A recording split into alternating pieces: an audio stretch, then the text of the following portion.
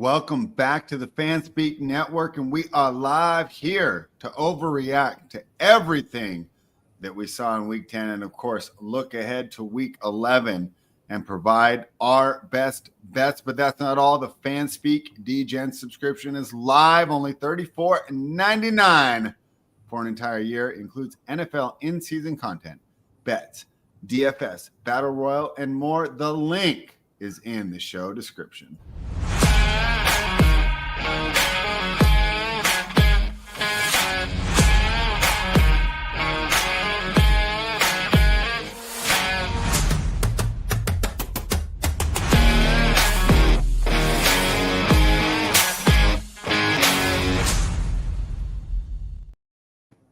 All right. I'm, of course, your host, Brett Astaire, joined today by Tyler. We just get Tyler's beautiful high school photo here up on the screen. Probably get a new picture, huh?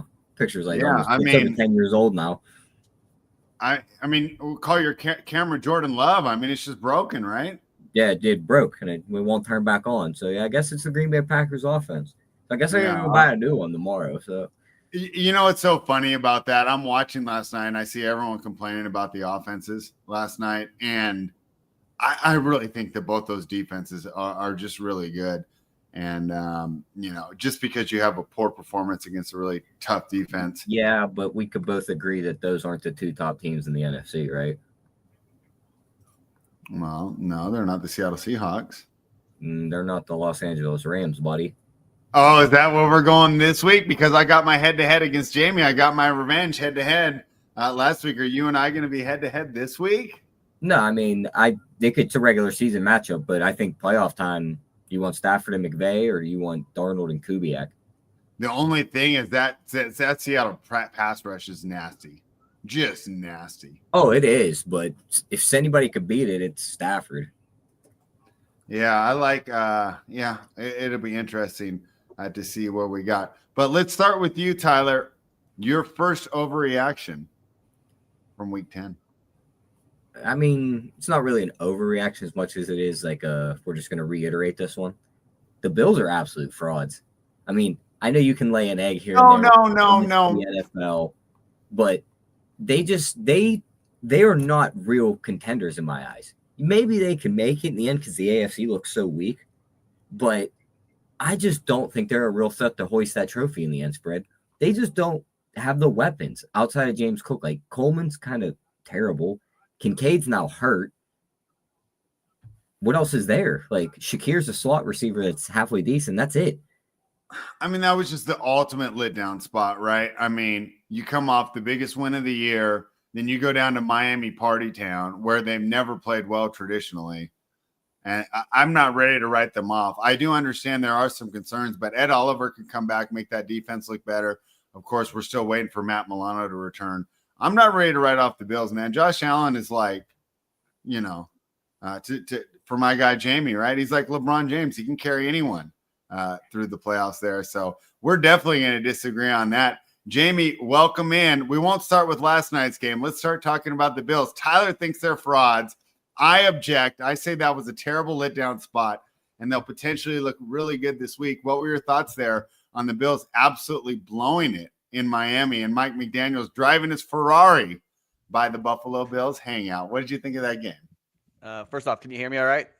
Yeah, we're here. Okay. We're here. We're live. We're good. Appreciate you joining us today. Cool. That was a classic letdown spot. I mean, one of the issues with the Bills, though, I think that is maybe more concerning is the defense just is not very good. So, I mean, just times where their offense does kind of struggle a little bit, they're prone to kind of get blown out, I think, because their defense is just honestly pretty bad. And to me, they're kind of similar to Baltimore, to where like when they have a bad game, I mean, they could really have a bad game. And that's kind of what we saw. The offense wasn't very good, and the defense is just not very good. I don't think they're necessarily frauds, though. I still think that they're a good team, and they're going to make a run for a Super Bowl. I mean, if they make it there, who knows? But I can see why you could say that, though, because like I said, the defense is not very good. But you got Josh Allen. I don't expect Josh Allen to play that poorly that often. And it was a classic. I mean, we talked about last week. Miami fit the narrative of the right? The team that got blown out the week prior and underdogs following week. And that trend is looked and pretty the Bills good. coming off the biggest win of the year, hearing how great they are. They go down to Miami. I mean, that was a classic letdown spot for sure. Yeah. All right. So that was Tyler's first overreaction. Jamie, we'll throw it over to you. See if you have anything to say about last night's game. But of course, you can choose anything that happened in week 10 to overreact to. I don't know what you're talking about last night's game. My hot take is, nothing matters until January. No, I'm just kidding. But my actual hot take, this is a spicy one. I feel like Brian Daboll is going to win a Super Bowl in the next 8 years as a head coach. Wow. Yeah. Okay. I mean, I agree with you there. And I mentioned it to Meg and Steve, Andrew, and Justin and those guys. It's just coaching malpractice for these guys. They always get these rookie quarterbacks and then they make them switch systems. Yeah. So quickly, let them develop. Like, I don't. And at this point, they weren't going to make the playoffs anyways. You're actually better playing competitive losses. Yeah. I didn't get that. I did not get why they fired him after that game, right? Like especially you lose your quarterback and you have to put Russell Wilson and then they end up not be able to score or move the football late in the game. And then that's when you decide to fire him. If it felt pretty weird to me, but I think we're going to see Brian Daboll next year go be an offensive coordinator somewhere really good. Probably going to have a lot of success. And with a year or two, he's going to be a head coach for a much better organization. Yeah. Maybe the Packers. Maybe the Steelers. All right. Let's talk about that game. Tyler, I'm going to start with you. Go ahead. What's up, Tyler? I'm sorry. I was saying how you said Daboll could be the coach for the Steelers. I said a man can only wish. Oh, yeah, right. Why would you downgrade like that? Tyler, what were your thoughts on last night's Monday Night Football game? I know that you young guys don't like those defensive battles, but I actually enjoyed the game. What did you think of the game last night?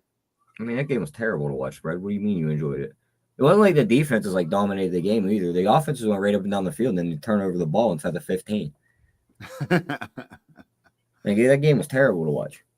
I enjoyed it. Made one nice catch. Saquon made the nice catch with the run. He almost broke it the whole way. Outside of that, like the Green Bay driver, they scored the touchdown. Like, there was a couple nice catches, but there was nothing really in that game. Philly's debacle at the end, where they almost gave Green Bay a chance, was ridiculous. But on a neutral field right now, I'd take the Rams and probably Seattle over both those teams. I still can't believe Sirianni's the Super Bowl winning head coach. That was malpractice on them. How did he not kick it and make them drive the extra yards, just kick it out of the end zone? Yeah. Unbelievable there. And to me, it shows I almost feel like Billy Bean in Moneyball. Like, the general manager seems to matter so much more, because I can't believe Sirianni continues to keep getting away from this. It's like that Breaking Bad meme. Like, how does he keep getting away with this?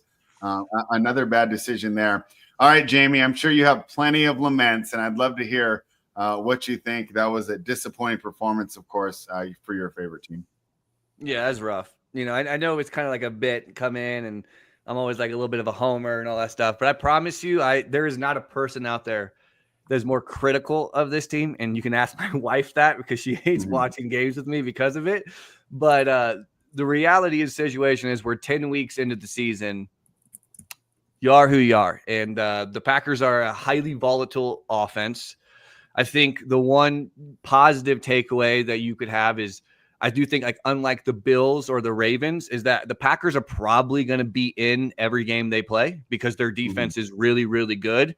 So you're always going to have chances. I think it's going to be tough to kind of completely blow out the Packers. So if that's like a silver lining or something to be optimistic about, is knowing that you're more than likely going to have chances late in games when you're holding teams to 10 points, 13 points, 17 points, whatever it is. But the offense is highly volatile. Matt LaFleur is without a doubt on the hot seat. And the thing, and I've been saying it for a little while now, but at least now, since this game was on national TV, that you got a lot of smart people, right? Like Warren Sharp and Benjamin Solik and Hayden Winks, right? A lot of guys that I have a lot of respect for. Now getting to see what I've been seeing all year with Matt LaFleur and his stubbornness and how much he wants to be a run-heavy team. And you simply can't do that. To be fair, it's like 32 degrees outside. I mean, if you're Green Bay, like, you're built to be a running team. No, they're Like, not. I know Their you want to offensive be line running sucks, guns. Go Spread. build a dome. Spread. Like, you should build a dome for your team, because that weather is not conducive to a passing offense. So we saw this with Rodgers too. He would blow it up all year, and then it's like a 20-degree game and nobody can catch the ball. No, the reality of the situation is the offensive line sucks. Green Bay, per Hayden Winks, is one of 5 teams in the NFL to allow less than 1 yard before contact. Josh Jacobs isn't all of a sudden a bad player, but he is having one of his worst efficiency seasons of his career, and he played for the Raiders, right? The reality of the situation is the offensive line is not good. You can't run the ball for 3.8 yards per carry every single time. Isn't the old coaching argument, when you have a bad offensive line, it's easier for poor offensive linemen to run block than pass block? I mean, no, the run block. You're going to put your franchise quarterback at risk because your blocking is so bad. When you can't beat teams that score 13 points, yes, I think you got to probably change something up, because running the football isn't working. Per Warren Sharp, last night when the Packers had a 2nd and 6 or more, I saw that. they ran the ball over 60% of the time for 2.7 yards per carry. The Packers' average third down yards to go was 9.1. Is that a winning game plan? Being 3rd and 9 majority of the time? It's not. And the reality of the situation is Love very well could turn the ball over, but you have to try to throw the ball more than just on third downs. He also leads the league in rush attempts following a first down incompletion. So what? To make it again a 3rd and 7 because you average 3 yards per carry. The reality is the offensive line is not good, and it is a coach's job to adapt and adjust to what your team's strengths and weaknesses are. Last year, the offensive line was much better. This year, they've been shuffling guys in and out, and they've been bad all year. Now you lost Elton Jenkins. And let's talk about that 4th and 1 play. That was terrible. Did you see the defense knew what the play was? They called out the play because you ran it so many times. You do a no huddle 4th and 1 shotgun run on the most important play of the game. Matt LaFleur has been bad all year long. I said it last week when he did a 3rd and 3 wide receiver screen that lost 5 yards and decided to go for it on the 4th and 8. And then all game long, you go for it on these 4th and 7, 4th and 8s because you can't trust your kicker to make a 58-yard field goal, but all of a sudden you think he's going to make a 64-yard field goal. Brandon McManus should lose his job. Outside of the red zone, he's 3 of 9 on the year. It's like there's just so many things that are wrong. To be fair, that's a pretty tough environment to kick in. I mean, 64 it's all year in the wind. He's 3 of 9 outside of the red zone all season long. We can't just look at last night as a sample size. What happened the week before when it was a nice sunny day in Lambeau and he missed a 44-yarder? Is there an excuse there? He sucks. No, not for that one. But I mean, throwing him out there a 64-yarder at Lambeau, like it would have been the longest field goal in the history of the stadium, right? I mean, that would have been the longest one of his career. But that's the point. How are you attempting it? If you weren't willing to attempt a 58-yarder and decided to go for it on a 4th and 8, a quarter previously, and all of a sudden you have confidence in him to make a 64-yarder, let's throw a Hail Mary then, right? It's like the reality is, like I said, the Packers offense is highly volatile. Some games they look really good. Some games look really bad. Jordan Love has not looked good the last 2 games. Offensive line sucks. Matt LaFleur has been bad. And again, we're having another season where none of these receivers can stay healthy. I mean, they lost pretty much everyone, and Bo Melton is out there, a guy who turned into a cornerback in the offseasons, out there dropping passes on key 4th and 9s too, while Christian Watson's on the sideline. So it's like, again, I was wrong about this team. Defensively, they're great, and they're going to keep the Packers in every game. I've been very disappointed with Matt LaFleur. Jordan Love has not played good the last 2 games.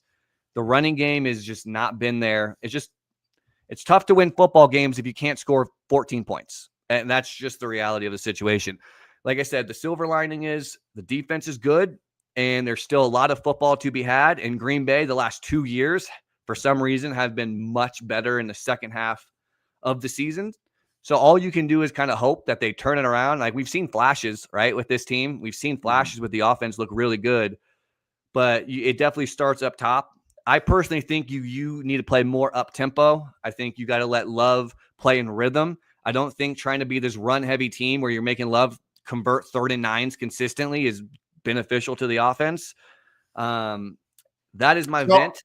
I kind of agree with you on certain things, and I disagree with you on others. So I disagree. I think they should be a run-heavy team. And you look at some of these best pass designers teams, like Shanahan, McVay, these guys, it's all based on the run. Even McDaniel, when he's doing well, it's based on the running game. But here's where I will concede your point. These 2nd and 10s become too predictable. It's every time. It's too predictable. So I still think you need to run more, but let's go ahead and mix it in and let's disguise it a little more. And the one thing I will victory lap, and I think this game would have been different if it wasn't there. I think Love really missed that safety blanket in tough craft because you can't trust Wicks to hold on to the ball. I mean, like, there's no other trustable guy.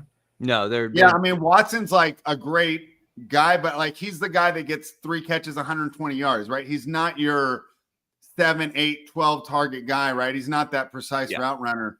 It just feels like this offense fell apart without the weapons. And I'm not saying Love won't get there, but at this point in his career, he's not the guy that's going to elevate a bunch of mediocre wide receivers. And it feels like without Kraft, that's what you have. You say that every year, though, right? Every year we talk about, like, if a quarterback misses 1 or 2 of his stud receivers, they're not good. We always have that conversation. You're like, that pretty much goes for most quarterbacks in the league, right? Like, if you lose, very few guys like Manning, Brady, the very best, 100% elevate a bunch of mediocre wide receivers. The rest of the people can't. Just like very few guys can actually just make a team win. Like, I don't think the Bills are very good without Josh Allen, right? I mean, I think you throw Josh Allen on 28 teams and they're a playoff team. Like, I don't think there's a roster that's bad enough for him not to be a playoff guy, but there's very few guys that do that. So you're right. I do think too. I think getting Jaden Reed back whenever that happens, I think he's pretty valuable to this team because he's a similar archetype, right? To Kraft is like a guy that can actually run underneath. I mean, yes, Christian yards after the catch. But you guys won't know this, but there was a guy named Rob Deere in the 80s that played for the Detroit Tigers, and he hit like 200 with like 38 home runs. It was basically like he hit a home run or struck out. I feel like Christian Watson's the same way. Let's talk about the Eagles real quick. I mean, what did you take away from that? I think I saw people downgrading this Eagles team. I don't agree. I think the Packers defense is that good, and I thought that was a good win for a team going against a very tough defense on the road. What do you think, Jamie? Yeah, well, we'll talk about that a little bit later in our best bets, but I've said it all year that I'm pretty down on this Eagles team, specifically from an offensive standpoint. I feel like they're very reliant on explosive plays, and ironically, right, or coincidentally, however you want to say it, the one time they scored a touchdown was when they had a 34 or 30 or 40 yard catch from Saquon and followed it up with like a 40-yard touchdown from Devonta Smith. And to be fair, explosive plays have become the way the league has gone. I've heard people creating models saying that your explosive play percentage is actually now the one that correlates to win percentage the most. So I think there's a lot of teams that are kind of relying on that. And if you were to look, it's like almost like first downs. Like usually the team with more explosive plays is going to be the team that wins. So yeah, I don't think it's as much as a downgrade as you think it is. I mean, the team can still run the ball. Can they? Me and you both agree that's a top 5 defense. So the fact that they couldn't run the ball last night, I don't think means that they're not going to be able to run the ball. We have a 10-week sample. We have a 10-week sample. We need to not just focus so much on what happened last night. Saquon hasn't even been close to what he was last year. They have not been able to run the ball near as efficiently all season long. He did have the game, what was that, 2 games ago when he played the Giants, whatever it was, before the bye. That was his big game. Outside of that, I don't think he had a run more than like 18 yards all year. He has not been near as efficient. I don't think their offensive line's as good. I think it's a massive downgrade from Kellen Moore to the new guy they have. I think that's really the big issue. You know what's interesting to me about Jalen Hurts is the guy is very accurate, except for when he misses so bad. Yeah. I've never seen a guy that like is so good underneath, leading his guys, hitting the short intermediate routes that will have a guy wide open and just miss like that. Tyler, I see you unmuted. You want to jump in on this conversation? I was just going to say, was it just me or was he begging to throw a pick yesterday? Oh, yeah.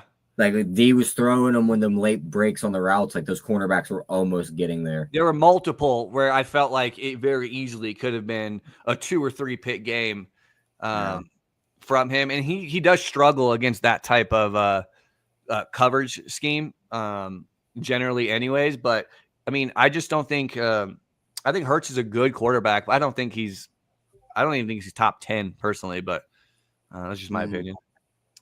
Yeah, I'd probably put him in the top 10, but boy, I think I had him at 5th on our quarterback rankings we did last year. We might have to drop him a little bit because just like I talk about Sirianni being a beneficiary of Howie Roseman, we got to think that Hurts is too. I know you say that offensive line isn't as good as last year, but last year they had the best offensive line in the league. So yeah, it's not as good, but it's still one of the better offensive lines in the league.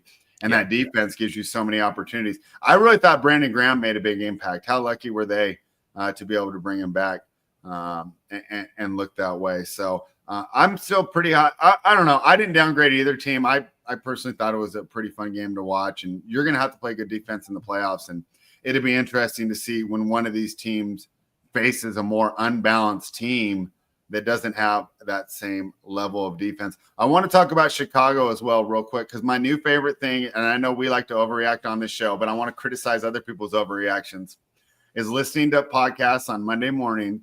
And Caleb Williams is either, if the Bears lose, he's a bust.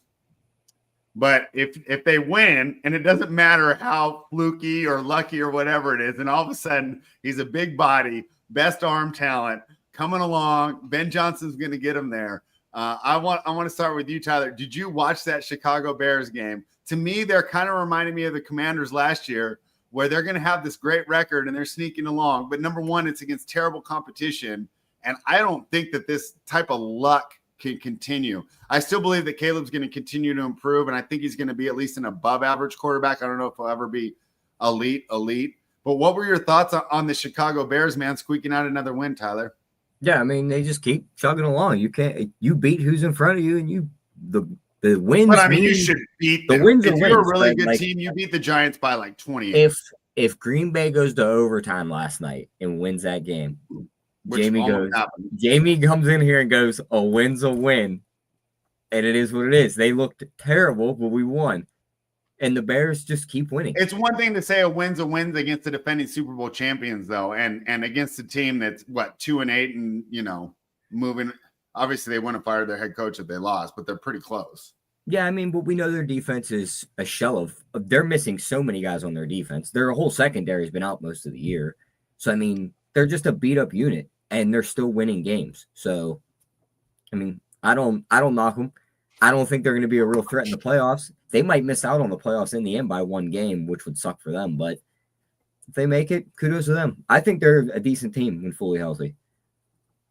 Yeah, I'm going to be interested to see what Ben Johnson does with Caleb Williams because he has so many flaws as the passer and as a guy that reads defenses. It seems like this could be the type of job that really cements his legacy. Jamie, your thoughts on the Chicago Bears and Caleb Williams? They stink. They stink. Caleb Williams stinks. I'm so mad. If the better quarterback in that game didn't leave with a concussion, they do not win that game. Better quarterback. Jackson Dart played better than Caleb Williams at the whole thing. Look, you're right. And this isn't college football. How you win, style points doesn't matter. All that matters is winning. I just think they are pretty overrated. To be honest, I think they're due for a lot of regression. I'll actually read a tweet from is it Clev Analytics? I don't know if you guys are familiar with him. Yeah, I know him. He's good. He's good. But he said Bears now not only rank number 1 in the league in EPA generated from turnovers on defense, but they rank number 1 on offense for least amount of EPA lost on turnovers. They have recovered 75% of fumbles that hit the ground. Never seen a team rank number 1 this late in the season for both. Also, the Bears have faced 7 straight EPA pass defenses ranked 20th or worse. The reckoning has to be coming soon. This team has I think they're a beneficiary of the weak schedule, right? Just like the Commanders were last year. And it's like they made the NFC Championship game, so it kind of caused us, at least me, in our preseason evaluation of this team, to look over the fact, they needed a Hail Mary to beat the same Bears team, right? And they kept squeaking out all these games. I feel like the Bears are doing the same things, but I just think the Caleb Williams arguments are so funny because he's either on his way to becoming a top 5 QB or he's a complete bust, depending on I do just want to say before Tyler hops in, I'm mostly just being tongue in cheek when I sit there and say like Caleb Williams is like the worst quarterback in the world. I'm a Packers fan. I'm supposed to hate him. I think there's a lot of talent there and there's a lot of upside there. He still, in my opinion, is yet to put them all together. And again, we'll talk about this a little more. I talk about our your best expectations bets, are higher when you're the number one overall pick, right? If they would have got him in the second round, we're sitting here like, what a great move by the GM. What a diamond in the rough, right? But when you're number one overall and you're picked ahead, Jaden Daniels, Drake May, of course, people are going to be a little more critical of you. I'd also like to talk about the Patriots getting that win over the Buccaneers.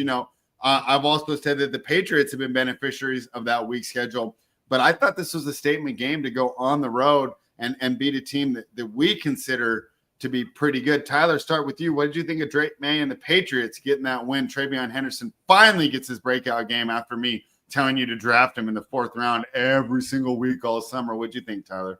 Yeah, that only took 10 weeks, and those teams are dead. So that's good. we can add that to the bullet list of when you told me Josh Jacobs was a draft pick over JT every time.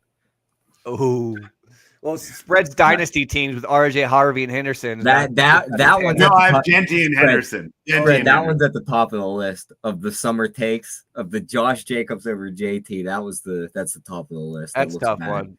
I can't fault you necessarily, but that's to be fair, I thought they were going to be playing from behind a lot. I didn't expect this from Daniel Jones. And you know what, Jamie, if you don't have a lot on the Patriots and the Buccaneers, we can go straight into the next game because that's Daniel Jones returning to form. A lot of turnovers there over the last 2 weeks, and that's why I'm kind of poo-pooing it when you guys came on there and said they're a real contender. I still don't believe it, and this play from Jones is why, of course, they were able to overcome it this week. But are they going to be able to do that against the top teams?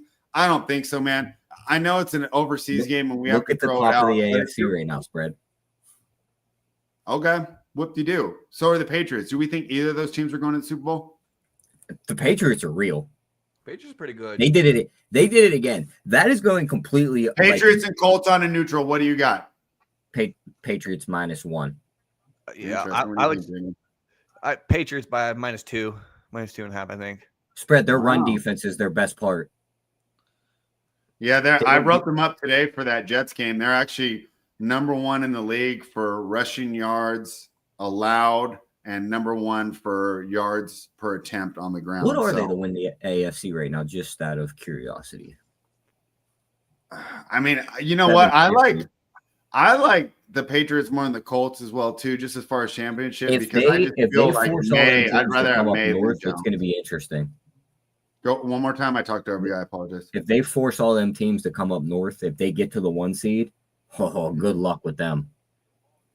Yeah, and that's, of course, going to be key. Same for the Colts, because as much as I'm talking down on them, if they have that 1 seed and they don't have to go outdoors, that team's a lot more explosive. Don't even say it about the other team, because that team's the biggest fraud in the NFL.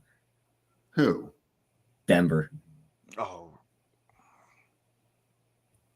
All right, let's talk about Denver real quick, because I disagree. I mean, we talk about good defense. I think it was you that made the comment that PFF, or it might have been Holden on the other show, that said PFF had him ranked the worst quarterback in the league. And then that Thursday night game happened. It was man, they might be right. He is down there with Justin Fields the way he's looked over the last couple Justin weeks. Fields throws for 48 yards a game. Spread. What did Bo Nix do last game? I mean, that's against the vaunted Raiders defense. Yeah. No, I mean, these young guys, they're going to have roller coasters, This has been bad all year, though. Yeah, I know. It's been tough. But to me, if anyone can turn it around, it's going to be Sean Payton and those guys. Yeah, 150 yards, 1 TD wasn't rough. And they said Dobbins might be done. So if Dobbins is done, this offense is really going to hurt now. Yeah, RJ Harvey season. There's another guy that I told you to draft. Jamie, talk to me about the Broncos. You think they're fraudulent as well? I mean, they're sitting there at the top of the standings. 100%. 100%. Their offense sucks. Broncos, Colts, neutral. What do you got? Colts -3. Yeah. I hate to agree with it. The one thing about the Broncos, and we talked about it with the Packers earlier, is they're kind of moving through these offensive struggles. When you have a defense like that, you're in every game. And Nix has shown some fourth quarter moxie that we know is not completely sustainable, but I think it's enough to get him through this rough patch, get in there with Peyton, see what he's doing wrong, and maybe fix it. But we talked about this before, that he was a high floor, low ceiling type of guy, and he was going to come in ready to go, but we didn't expect him to improve that much the way that we expected Daniels, Williams, and May to improve. So that could be an issue there for the Broncos going forward. It's funny, 3-8-2 teams that we all have certain doubts about there in the AFC. It seems like we believe in the Patriots the most. What was the one I wanted to ask you about, though? Oh, the Jaguars meltdown. Dude. Just another bad team making bad decisions and bad plays. They were never a real threat in the AFC. They were riding that KC win, but they're riding the KC win, and everyone thought they were a real threat after that, and they're not good. They're missing a lot, but they're just not good right now. Yeah, Travis Hunter now out for the year. I think that's a big loss, especially on offense. Jamie, were you I actually didn't play that game, but I'm a big cat guy. You can see my cat in the background. I was rooting for the Jaguars there, and pretty disappointing. Not the fact that they lost, but the manner in which they lost. Before Jamie goes, fourth quarter right now, Jamie, 26-0. That's terrible. Talk to me. I know you're a big Liam Cohen guy. Can he turn this thing around 5-4? What's the problem? Is it Cohen, or is it just that nobody can make Trevor above mediocre? I'll let Tyler. I saw Mel, so I'll let Tyler go first, and I'll hop in. Go ahead. No, I was going to say just a fun hypothetical here. The Bears are 6-3. Which AFC teams keep them from the Super Bowl? The Patriots. That's it. Wait, what? Say that again. If the Bears are in the AFC right now. Oh, okay. Yeah, I was like, what are you talking about? How many teams beat them in the playoffs? The Patriots and who else? Everybody. Almost everybody, I think. Everybody, even Denver. I would take Denver over Chicago. I think so. I'm taking Chicago over the Jags. I'm taking Chicago over the Steelers. I'm taking Chicago over the Broncos. No, the Jaguars, the teams that can beat them. No, you're right. So I didn't realize that I just looked that the Jaguars are actually in that last spot in the wild card over Kansas City. So I would agree that I think they could beat the Jaguars. If Kansas City was there, it's definitely no shot. And I do think Denver would cause some problems. A team that gets pressure on Caleb Williams is generally not a good thing for him. I do think Denver would get pressure on them. But also I'm a Bear hater, so probably take it with a grain of salt. I mean, I'm going to pull this up real quick. Tyler, you talk about frauds. I'm pulling up the Bears schedule right now. Let's see who they're actually getting these wins over, right? Okay, they beat the Raiders by 1 point. They just barely beat the Giants. They just barely beat the Bengals, right? Guess who barely won all their games last year and made the Super Bowl? They beat the same. Chiefs. That's a way different situation when you're like 3-time Super Bowl champions and you don't give an F about the regular season. Guess who barely won all their games the year before that and lost in the first round to the Giants, but won their division and played a home game in the playoffs with Kirk Cousins under center. Vikings. They won all those one-score games. What is your point? I'm just saying they can make the playoffs and they can be a fraud. There's 9 fraud teams in the playoff picture right now. All right. Anything else for overreaction? Start with you, Tyler. Do you have anything else you want to discuss before we move on to best bets? No, we could jump in. All right, Jamie, did you have anything else that you wanted to react to that we saw this Thursday, Sunday, or Monday night? No, I have nothing. I was going to play a fun little game, but we are kind of running a little short on time. So no, it's fine. I'll be quick on best bets today. I don't really like this slate this week. I looked something up. It's just a fun little game, and because I love EPA, right? So since 2016, if you guys had to guess the top 5 without looking it up, if possible, try not to look it up. Yeah, I won't look it up. Hands off the keyboard. All right. Since 2016, if you can name the top 5 quarterbacks in EPA per play, you said from 2016? 2016 to today. Well, Brady's got to be in there. Brady, I think, was 3. Rodgers not in there. I know Jordan Love's in there. You want to bring it up? That's so good. He's tied for 5th. He is tied for 5th with someone. I love that you said Stafford, that. Stafford's not in there. Some of the names are kind of surprising. Cam Newton, no. Darnold? No. There's Baker? one. Then I'll just say the number one is like very obvious. Just who's Mahomes? Mahomes is number one. Okay. And Allen? Brady's 3, and Love is 5. Love is tied with 5 with one other person. Where's I'll give Josh Allen and Lamar on this list? Josh Allen is tied with Jordan Love at 5. Lamar, I think, was 6. Lamar's number 2. Oh, really? No, Lamar was 6th. And I will say number 2. Is Andrew Luck in there somewhere? No, he retired. No, he was close though. Don't give it away. I'll sit here for the next 3 minutes until I get this right. All right. Yeah, I'm going through my head. Is this person active right now? Peyton, So there's two people left. I'm sorry, Brady was actually 4. Brady was 4. So there's Is number the person 2. we're trying to guess active right now? One of the people, they are active. The other person is retired. Flacco. Okay. Nope. Burrow. Nope. Burrow's close. Is my guy Ben in there? Nope. No Ben. Damn. Herbert. Nope. CJ Stroud? No. Nope. And I will say he's active as in, like he's on a roster right now. Is it Garoppolo? No, Garoppolo is actually in the top 10, but I'll say you're burning hot with the Garoppolo take. It's Is it Purdy? Brock Purdy is number 2. Oh yeah, I didn't even think of that. Yeah, he had all those EPA stats last year. Yeah. And then so you have number 3 who is he's retired. Matt Ryan? It's 2016. Is it Matt Ryan? Not Matt Ryan. It's not Breeze. Rivers? It is Breeze. Oh, it is Breeze? It is Breeze. Yep. It's only to 2016 because that's as far as the rbsdm.com website goes to. So I just thought that was pretty funny. That was fun, yeah.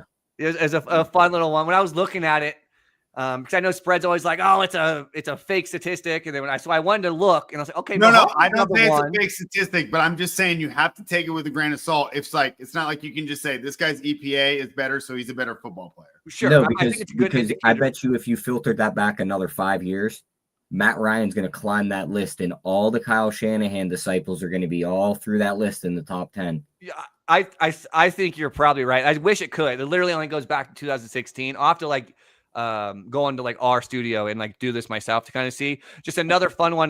Number 10 on this list, incredibly small sample size. He's a rookie, Jackson Dart. But that's incredibly small sample size, obviously. And here's where I would give Dart credit, right? It's a lot tougher to be successful in that New York Giants offense than it would in the San Francisco offense, right? Yep. Not Christian McCaffrey is not walking through that door. Yeah. All right, Tyler, let's start with you, man. Rough week for our totals last week, but we're looking to bounce back right now. First, best bet of the day. It was a rough week for total and side spread. I got reverse swift. I won 0-3. I was over here peddling change on Monday. So we're going to see if we can bounce back, see if we can pay some bills, see if we can get the lights turned back on. And it's getting cold, so we need some heat. Yeah, that's why the camera doesn't work, huh?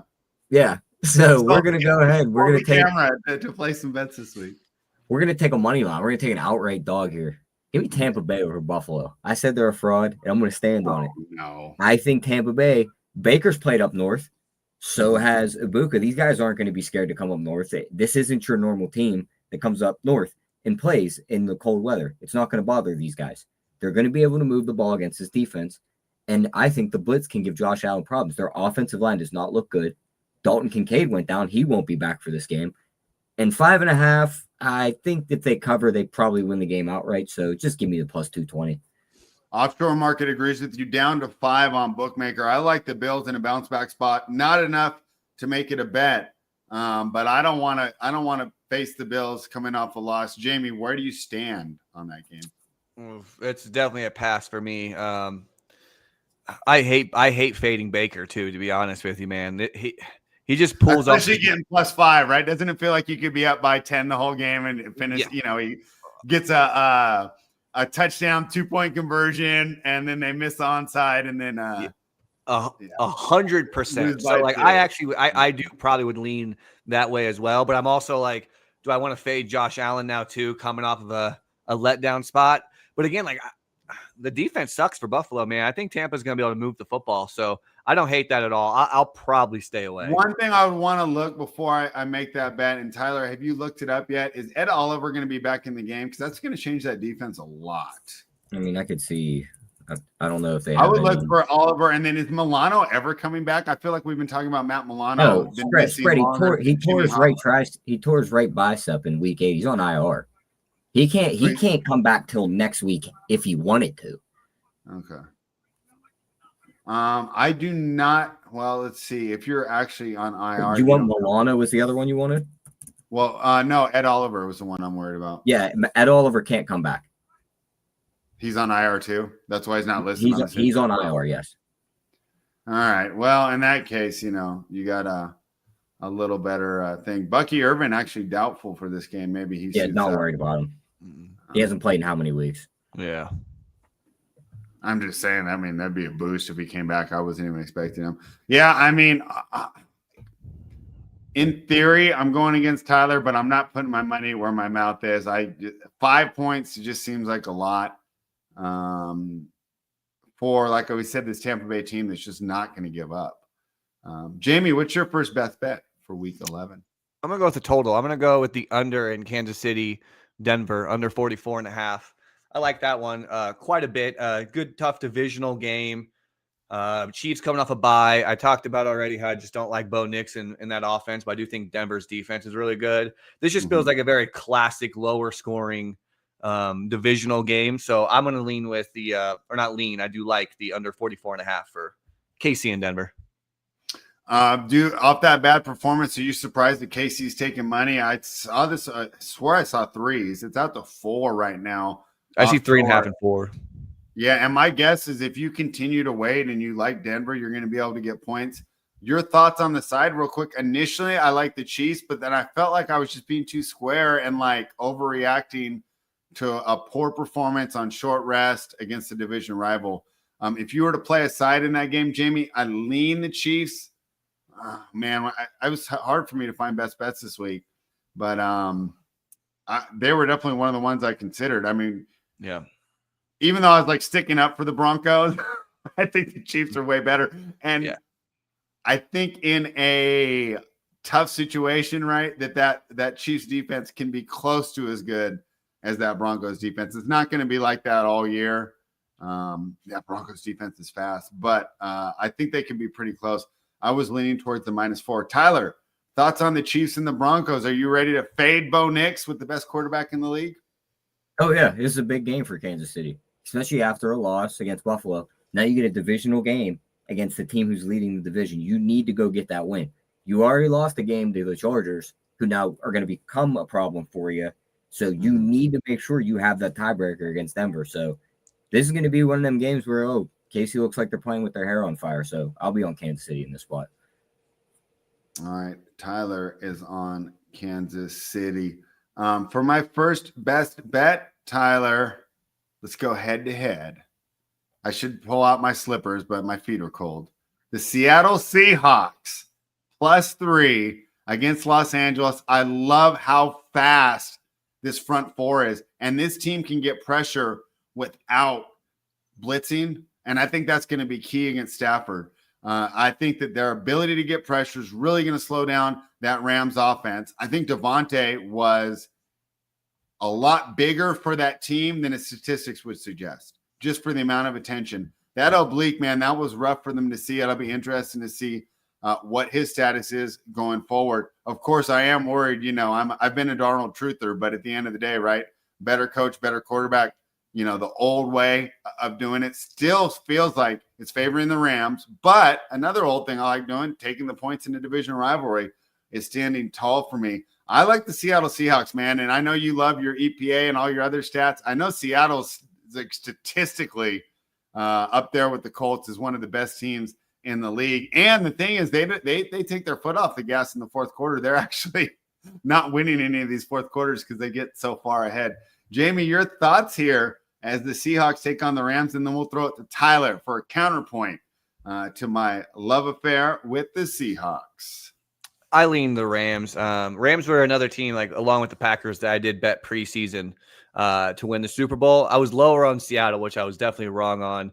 Lower on Sam Darnold, which I was definitely wrong on. That team is very good, but I do think the Rams are just a little bit better. I think, like you said, the better quarterback, the better coach. It sounds like, again, I've not seen anything today, but like after the game, it sounded like Devontae could have come back in the game if they needed, and that they were hopeful. Again, you have no idea that, this could turn into a multiple week thing. I know Zach Tom, offensive lineman for the Packers, had no oblique injury too. Obviously don't know the severity of Devontae's, but he missed a couple weeks with that too. That he actually came in the game, played one snap, re-injured it, and left. So it definitely could be a concern if Devontae is out, but I still lean with the Rams. I think the Rams are a really, really good football team. I think as of right now today, I think they're the best team in the NFC, and I think potentially the best team in all of football. So it's a fun game. I'm excited for this matchup, but I'm going to lean with the Rams side here. Yeah, I'm looking forward to that one too. Tyler, tell us why you like the Los Angeles Rams, and do you like it enough to make it a best bet? I lean towards they win the game, but I don't think I'll bet it. I just think they're a better team. I think in the playoffs, they're going to be the more likely team to win in that matchup. It's regular season, and Seattle looks like they're just a juggernaut right now. So, and they've hit the ground running in all these games. So, wouldn't surprise me if they run out to a big lead and the Rams are playing from behind and make it a game late. Probably don't bet it. I probably stay away from it. I just like the if you think Seattle wins this. If you think Go ahead. Seattle wins this game, though, you probably want to get a piece of Darnold MVP if you don't already have it, because he probably flip-flops with Stafford if he wins. He's going to go to like 3-1. You think so? Yeah. Maybe I haven't been following the MVP market as much. All right, Tyler, that'll be a fun one for us to go head-to-head, and I'm going to be rooting for the Seattle Seahawks. Tyler, your next best bet for the people here, Week 11. My next best bet is we'll go back to totals. Give me over 49.5 in Cincinnati-Pittsburgh. Pittsburgh's offense played like absolute dog shit on Sunday night. You know they're going to want to come back and get some points on the board after that showing, especially Rodgers. And what better spot to do it than against a Cincinnati defense that's non-existent? Cincinnati's also going to be able to put up points on Pittsburgh's defense that's non-existent. So you're going to get points on both sides. Won't be surprised if this game climbs into the 70s like you've seen some of these Cincinnati games, and we're getting 49.5. So I'll take the over there. I meant to make this part of my overreactions, Jamie, but like you said, we had already gone a little long. I might be done with Steelers games, and I'm going to tell you why. I handicap NBA, and I'm pretty good at it, right? And one of the problems I had was right towards Dwayne Wade's end of his career. It felt like every third game you would get vintage Dwayne Wade, right? And he would just show out. And then the other two, you could tell he's old and washed and getting close to retirement. But here was the thing. I couldn't find any predictive information on when we were going to get the good game. And I'm feeling the same way about Rodgers now, right? I mean, 2 weeks ago, Rodgers, you're like, man, fountain of youth, man. Turn back the clock, right? I mean, this is vintage Rodgers, right? And then last week, he looked so slow. And it's not like the Chargers have this, like, ferocious front. I just don't know what to do with them. And he could go back to being vintage, and if there's any defense that's going to make you look good, it's going to be the Cincinnati Bengals defense. But for me, like handicapping these old players, especially the ones that are just truly great, has become really hard for me in the twilight of their career because I don't really know what information to use to get which version of this player I'm going to get. Jamie, your thought on the Steelers and the Bengals? Yeah, I like the look that Tyler had. I like the over. I was on the over the last time too. They played with that Thursday night football game. That was a fun game. Yeah. I could see that kind of playing out pretty similar. I mean, Rodgers too. I don't know. I'm no data really to back this up, but it feels like too when games maybe are a little colder too. I'm not sure what the temperature is going to be, but I think specifically when he's playing like outdoors and kind of colder environments also, I do feel like we're going to start to see him struggle a little more. And maybe that's like just me thinking like, it's the old dude, right? Like who's going to be out there taking monster hits, but he did look pretty bad. I also just felt like there's a lot of drops too. Like that one interception was just right off Calvin Austin's hand. That wasn't necessarily his fault. But they do feel like they're struggling to create kind of explosives, right? And it doesn't seem like him and DK have really been on par with each other so far in the last several weeks, and honestly most of the season. But this is definitely the spot where it's like, come on, the Bengals are terrible. You're not going to get very much pressure, I don't think. I just think the Rodgers can have a little bit more time. I also think that the Steelers' defense is not very good, so it's going to allow them to push the pace a little bit more. So I like Tyler's side here on the over. I probably would not touch either one of the sides. If I did, I'd probably lean Steelers, but I'm staying away from that. But I do like the over. Kansas City Steelers is a favorite. Not doing that. One last thing about Rodgers. Older players do tend to kind of wear down as the season goes on, which actually makes sense when you think about it. As an old man like me can attest, as you get older, your recovery definitely becomes a lot harder. So that could be another thing to look forward for that. The thing that Tyler's looking forward to so much, the 9-8 season followed by the blowout wild card loss. All right, where are we, man? Talking about the Steelers got me all combobulated. Who are we up for best bets? It's your turn, right, Jamie? I think so, yeah. I like we talked about it earlier. I like Minnesota -3. Again, interesting. That one jumped out to me too. I was surprised off the way that both teams looked at this was the line. It just kind of shows you that the sports books aren't always as prone to the overreactions like we are here on this show. You would think listening to all the talk shows this week that the Bears were, it was 1985 all over again. I'm sorry, I didn't mean to interrupt, but that line always stood out to me. I thought it was going to be a little bit closer. Talk to me about why you like the Vikings. Yeah, I think this should be closer to like -4, honestly, -4.5. I just think the Bears are getting a little bit of love based off of the schedule they had. I don't need to go into it again. I already talked about kind of some of the variants that the Bears have had kind of go their way from these turnovers from offensively and defensively perspective. But I think that Minnesota is another team that's kind of a highly volatile offense. Some days J.J. McCarthy looks really, really good, and some days he looks pretty rough. But I don't like Chicago's defense. I think this is a pretty get-right spot for them. I think they're going to look good. I think Aaron Jones is starting to look a little bit better. And so I think that this is such an upgrade over Mason. Yeah, he's just so much better in the passing game too. I think this is going to be a game. I would be looking at some Justin Jefferson props. He's struggled lately. I think this is a definite get right. That last game. Do what? I mean, He quit on one of those interceptions. That kind of stood out to me. I'm wondering if he's getting frustrated with McCarthy's lack of accuracy. I think so, but this is a good spot, and I do think the defense for Minnesota, I think they have a good defense. I think Flores is going to be able to scheme things up against Caleb Williams here. So I like the Minnesota side. All right, let's talk about my favorite team, the Las Vegas Raiders. Hey, we might not win, but we're going to cover some spreads, baby. Give me 3.5 at home. If any defense can make any pro offense look good, it's that of the Dallas Cowboys. I'm looking forward to actually rooting for a good offense this week. Do I think the Raiders offense is good? No, but I do think the Cowboys defense is that bad. And I know that the Cowboys are going to put up a ton of points on us. I mean, 50 seems low too here. I almost made that my best bet to go over there, but I want to be a homer, man. We've had some fun being homers on the show, and my homer pick got home last week. So I'm actually 1-0 now on Raiders. Actually 2-0 because I picked them over the Patriots in week 1. So I'm 2-0 on Raiders picks. I'm going to continue to back my favorite team. I don't even know if we're going to win, but 3.5 at home against what I consider to be one of the worst defenses in the league. I'll take it. I think the Raiders will look a little better. It'd be nice to see Genty get some action. And of course, this might be a return for Brock Bowers. I can't believe he only got targeted. That was ridiculous last game. Yeah, one catch. But boy, I mean, going from playing against the Broncos defense to playing against the Cowboys defense, right? It's like turning it down from all Madden to rookie. I think the Raiders will bounce back. Give me the 3.5 at home. Tyler, your thoughts on me being a homer? How about that? Try picking your favorite team for once, buddy.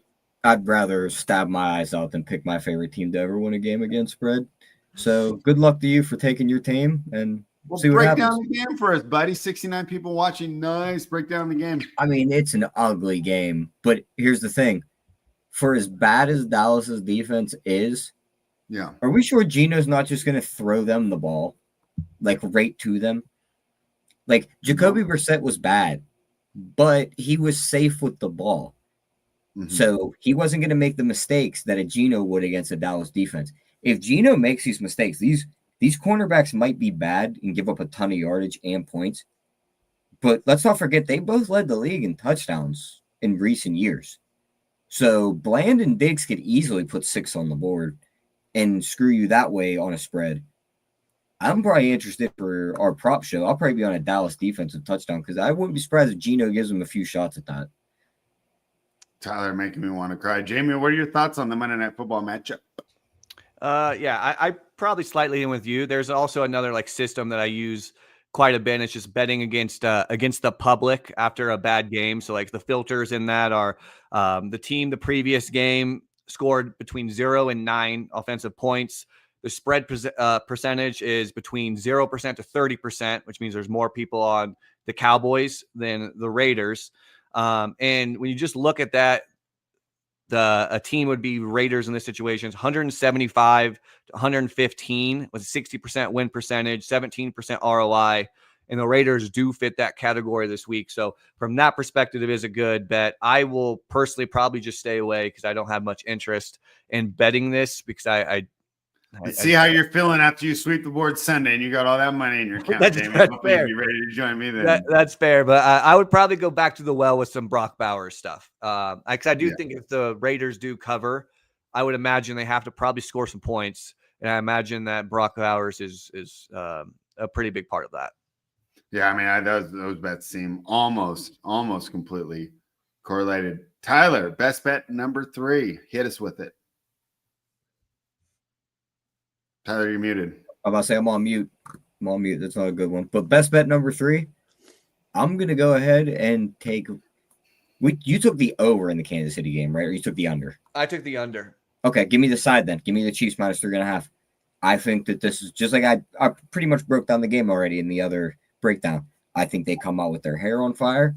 They know this is an important game to win for the division, and they need it for playoff sakes. You not only don't have that Chargers tiebreaker, but if you need the wild card spot and the Jags hang around, they also beat you. You need this win against the Denver team. And their defense can slow down this Bo Nix-led offense that is absolutely terrible. So I'm taking Kansas City minus 3.5. All right. Jamie, your thoughts there. I that was going to be my third best bet as well. Call me square. No, I like that one a lot. And I also think too, I mean, something that's obviously heavily correlated with my under and his KC. So the only way both of those hit is if Denver stays under their team total. So you could potentially look at a Denver under team total. I'm not sure what it is. I'm trying to pull it up. But that might be a good look too, because if, like I said, the only way both of those. If you do that, do first half too, because Bo Nix can only play in the fourth quarter. That's fair. It's under 20.5 right now, and it's pretty juiced. Minus 128 at least to the under 20.5, but that could be a good look as well. So I do lean with Tyler there pretty heavily. I think KC having coming off a bye, having 2 weeks to prepare for Bo Nix, and like I said, I don't believe in Denver very much, and I think that there's I feel like they've been pretty lucky on a lot of these one-score games I think could flip on its head. So I definitely lean the Kansas City side as well. All right, Jamie, your final best bet for Week 11. Talked about a little bit ago, but give me Detroit plus 2.5. As a Packer fan, I kind of hope they lose, but I'm going to stick with kind of my thoughts on this Eagles team. I think that the offense is pretty overrated. I feel like there's been a lot of luck, a lot of fortunate, explosive plays. I think they've scored like over 35 or 38 points over their expected points per game. So I think that Detroit is a pretty good team.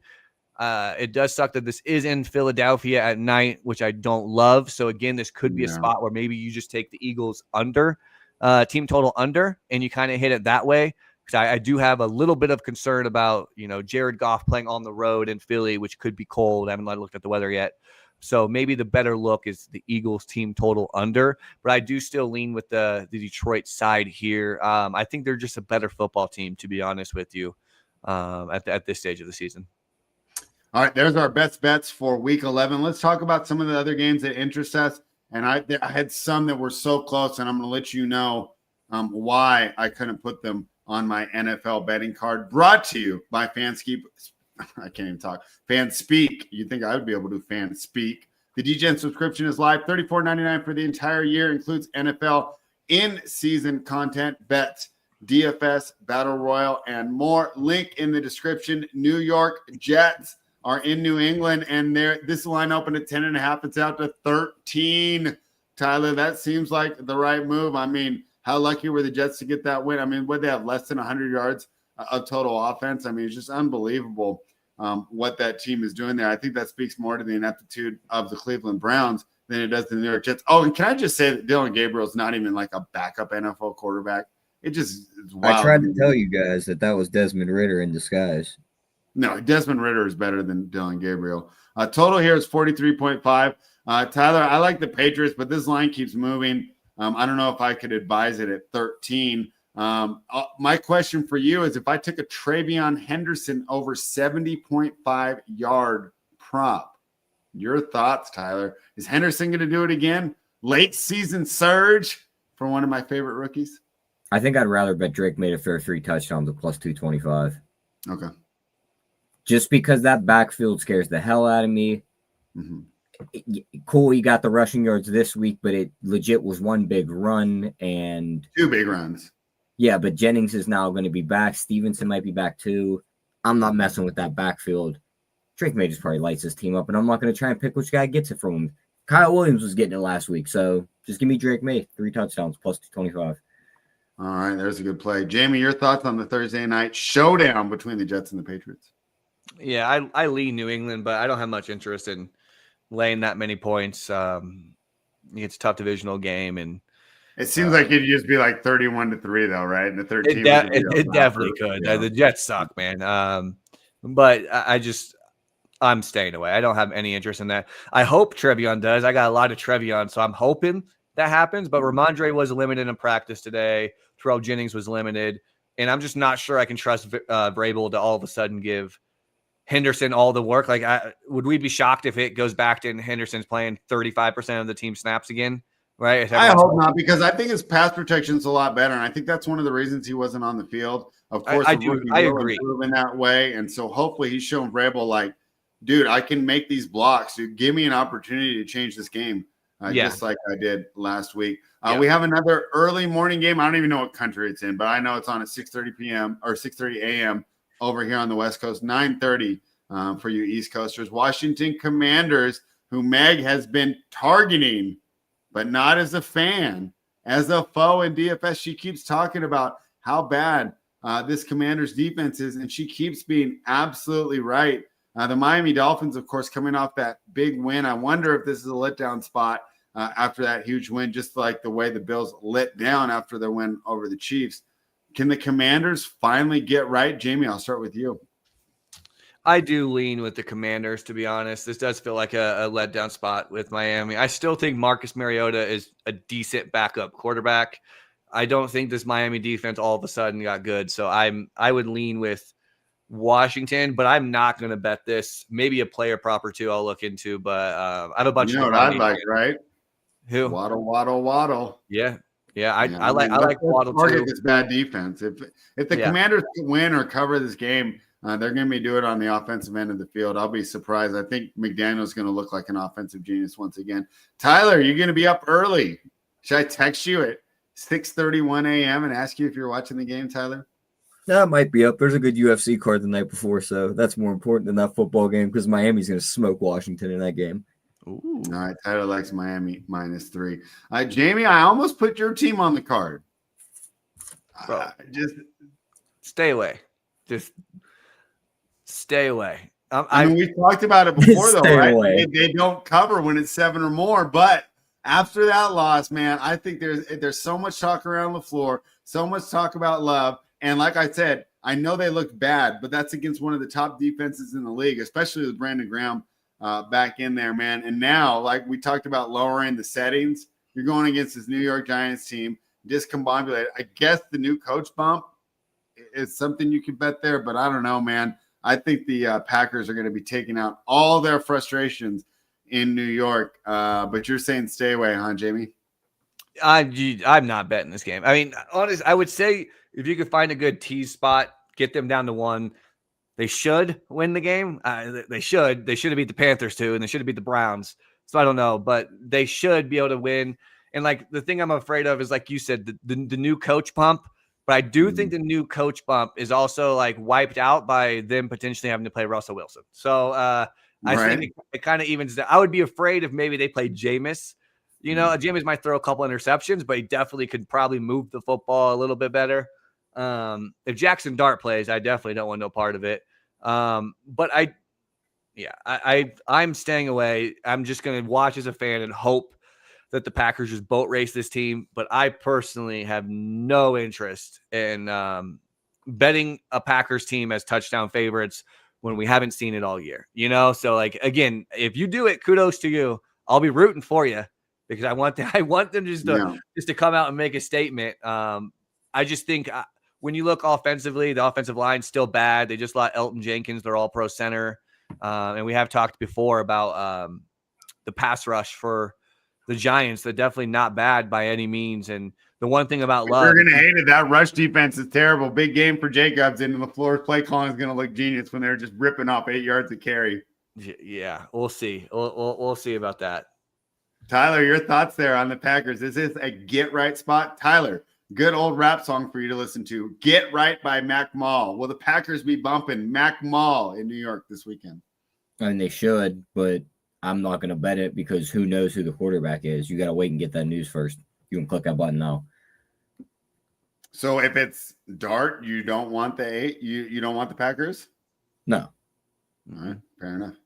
All right, let's if talk it's about Jameis. Do you want the Packers? Yes. That goes one of two ways. Yeah, let's just hope it's if it's Russ, then give me the Packers. But yeah, let's just hope it's Russ, right? Man, usually Mike Robb gives us the best contact about who Hame's coming in with this winner.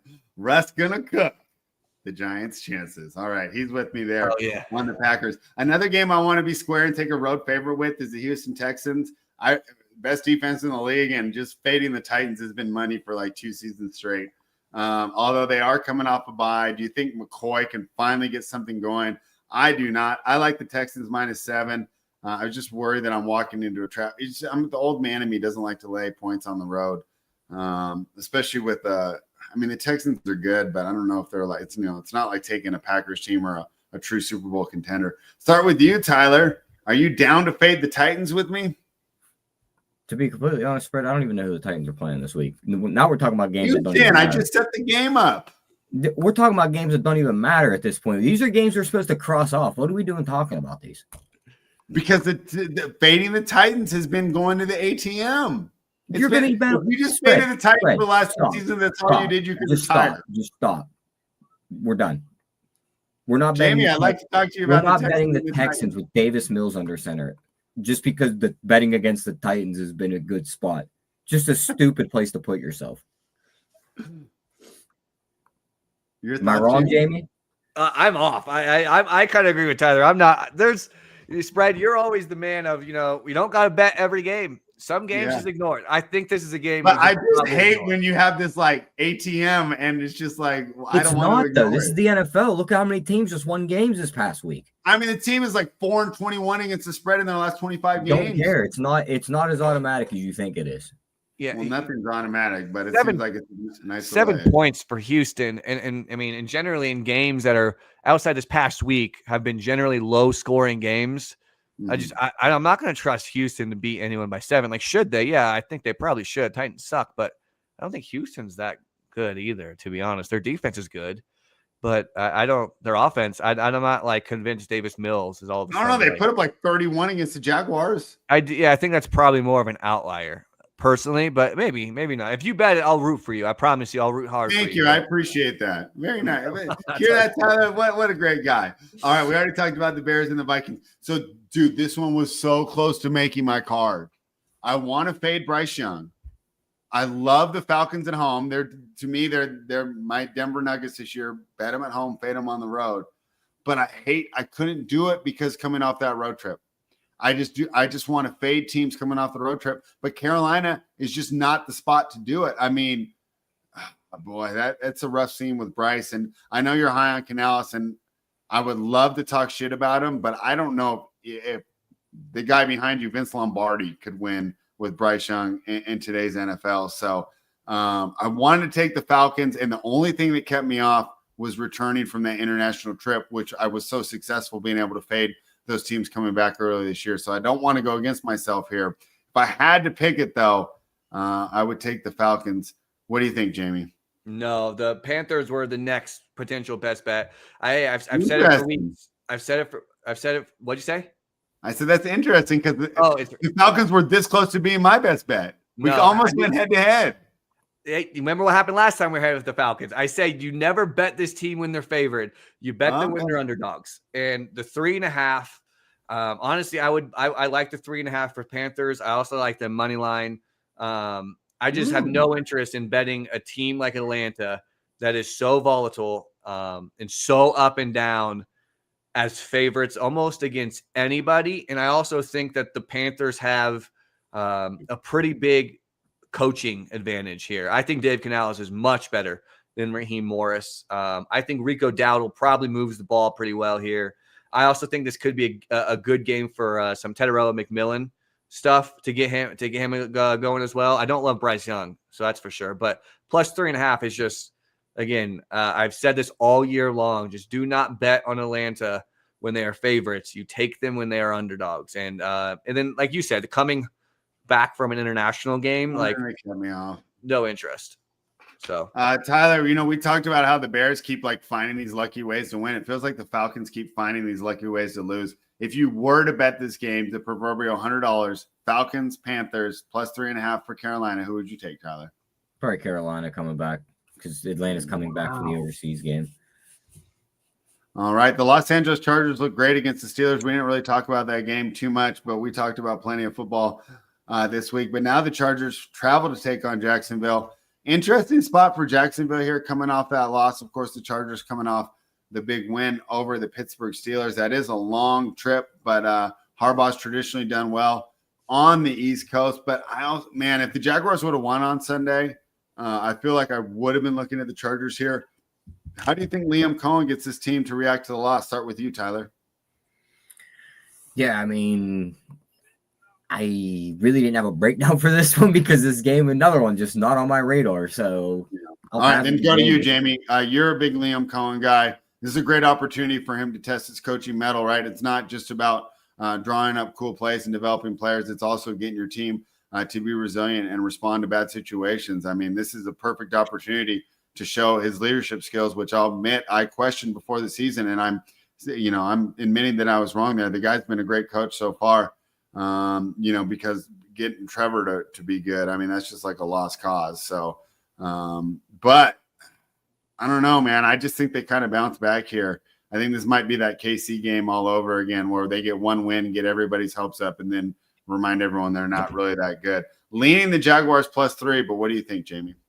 I lean the Jaguars plus 3 also, but Trevor Lawrence sucks, man. That's a terrible take that I had. I think I had him 12th, and next time we do rankings, I'm not sure I can have him in the top 20. He is just there's something between the ears that is just not right. There's talent there. He's a good runner too. Yeah. It just feels like there's so many mistakes. And granted, the receivers haven't helped. There's been a lot of drop balls as well, but just some of the balls he throws, man, he's not good. And he never makes anything happen. He's not a gamer. When is the time that he made something happen out of nothing? And with his physical ability, he should be able to. He should be running. If I were them, I would be running him all the time because what do you have to lose? He's not going to be your quarterback for the next 10 years. Who cares if he gets hurt? Yeah, I think they should be running him more often. Yep, I agree. So it's going to be a pass for me, but I would lean the Jaguar side. I do just have worry that I think Justin Herbert's a much, much better quarterback than Jacksonville, but I think it should be a fun game from a fantasy perspective. I could see some points. Yeah, I just couldn't get there. It's just like you said, just can't back the team. I want to see how Cohen does with a quarterback that actually cares about football. We'll see how long that takes. Of course, another team that hamstrung themselves with an absolutely huge contract. And let's continue to talk about teams that have ruined themselves by giving contracts to the wrong guys. And that's the Arizona Cardinals and potentially the San Francisco 49ers as well. I wonder how how much their depth would look a little better if they didn't give $50 million to Brock Purdy or whatever, when Mac Jones is just as good for $7 million. The Cardinals are plus 2.5. Jamie, we like to take these teams coming off blowout losses, but in this case, both of them are coming off blowout losses. I mean, both teams were just absolutely embarrassed last week. You got to think both of them are going to be out there fighting hard. My original lean is toward the 49ers.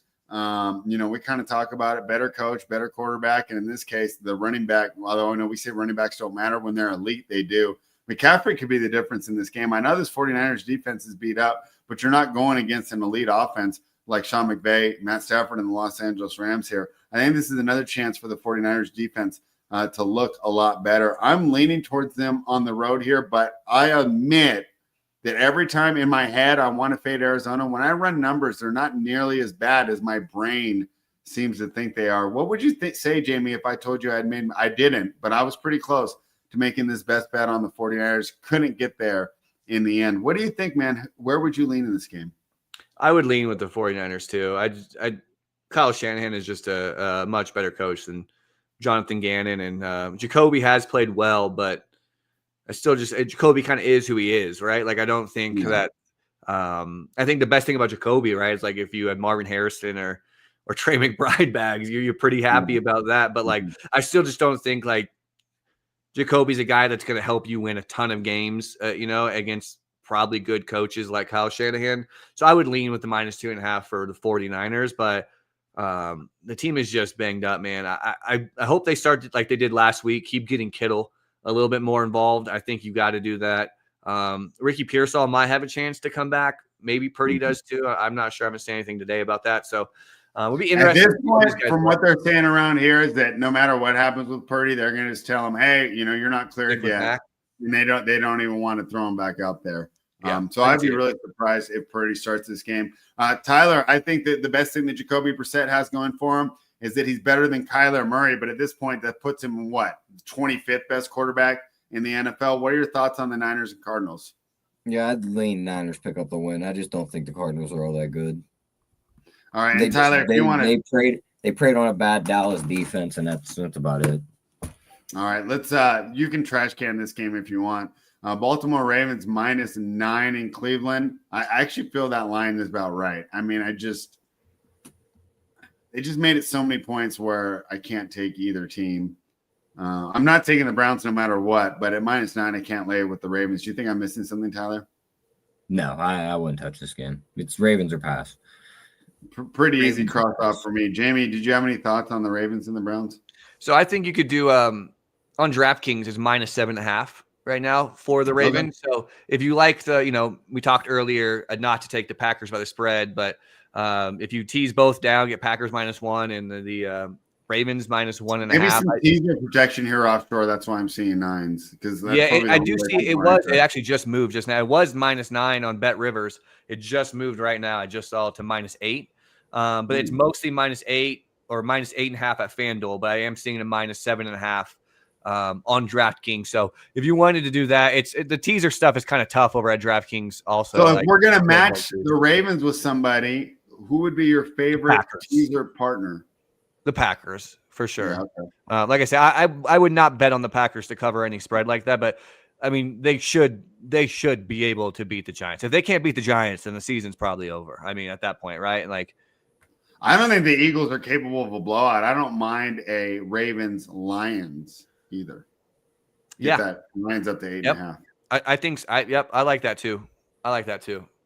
Yeah, I mean, I can see the Eagles getting a win, but we've talked about it, right? They're all going to be seat of your pants. Come down I don't love the offense. Play. Yeah, they're just not capable of blowing people out this year, and I don't. I think they will get a couple blowouts, maybe a couple get right games, but the Detroit Lions aren't them. Tyler, you're always good with these teasers. What would be your favorite 2-team teaser this week if you were to create one? Probably be Bears plus. Now we'll go Seattle plus 8.5 and Detroit plus 8.5. We'll go 2 dogs. Tease them up. All right. My only worry about Seattle, I did pick them on my best bet, but the Rams do have blowout potential, right? I mean, maybe if anyone can get things done against a good defense, it would be Stafford, and then that's why I'd be a little concern there. Maybe I know you hate that game, Tyler, but maybe taking the Texans down to 1 will be an Or option. just take the Ravens. Yeah, that's who we probably matched it with. I think the Ravens are a real good one. All right, Tyler, that's it for us for week 11. Anything that I missed or any final thoughts or anything that maybe I should have asked you that I forgot to? No, I think we got everything. So I think we could wrap it up for the week. Got all the bets, and then we'll move on to the rest of the shows on the channel the rest of this week. All right, Tyler, give the people an idea of what they got coming up. I know we had a prop party on Friday. What else happened here on the Fanspeak Network? I know there's the Degen Dad show. I believe that's also Thursday night. Degen Dad Friday night. The Friday night they do. I don't know the schedule off the top of my head, and I don't have it. Okay, I'll help you out then. I thought you did. We'll get some sibling showdown tomorrow with Meg and Steve. Andrew and Justin will do Battle Royale content tomorrow night. So two shows there. And then, of course, Friday will be the prop party and then the Degen Dads. And then on Thursday, it's more Meg and Steve, and they'll be looking at more of the Thursday night game, but more from a DFS and a props perspective. Jamie, thank you for joining us today. I know it was a rough night for you last night, but you showed up, you faced the music, and that's the type of character that we love here at the Fanspeak Network. Why don't you give us the final word before we get out of here? I ended last week by telling everyone to bet the Packers. This week, I'm going to say do not bet the Packers -7, and hopefully that enables the reverse jinx and they get the spread. But it's been fun. Hey, the season's winding down. We got a few more weeks of best ball, and then we get some best ball playoff action. So I'm excited to talk about there going forward too. But let's enjoy the last few weeks we got until that time. Yeah, season goes by quick.